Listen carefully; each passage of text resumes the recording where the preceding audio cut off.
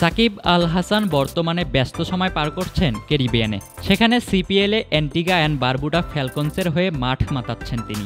তবে ব্যাটে বলে নিজের নামের প্রতি সুবিচার করতে পারছেন না এই অলরাউন্ডার। আর মাঠের বাহিরের কর্মকাণ্ডে বরাবরের মতোই বেশ সরব তিনি।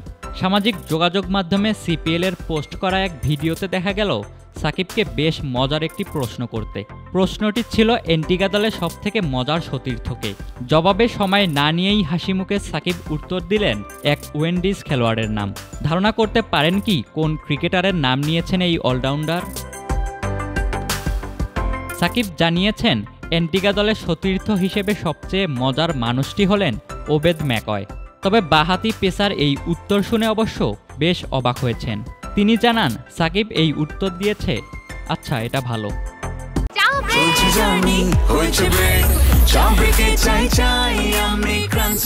যে কোনো চা ব্রেকে বিস ক্লাব ড্রাই কেক, চায়ের সাথে আয়েশ। ম্যাকয়ের উইন্ডিজের হয়ে অভিষেক হয় 2019 সালে। তিনি এ পর্যন্ত 2টি ওয়ানডে এবং 42টি টি-20 খেলেছেন।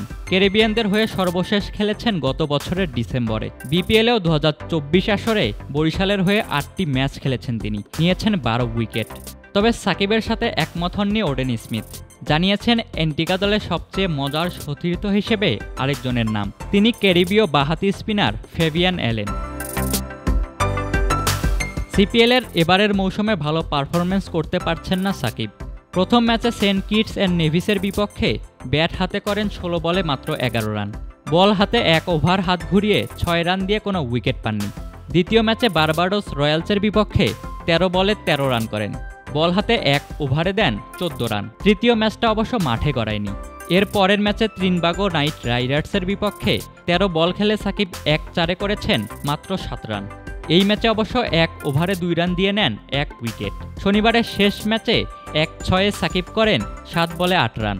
আর বল হাতে 2 ওভারে দিয়েছেন 16 রান, ছিলেন উইকেট শূন্য। সাকিব সিপিএলে এ পর্যন্ত খেলা 4 ম্যাচে ব্যাট হাতে 2-4 ও 1-6 করেছেন 39 রান। আর বল হাতে 38 রান দিয়ে নিয়েছেন মাত্র 1 উইকেট। ইশতিয়াক মাহিন, ক্রিক ফ্রেন্জি।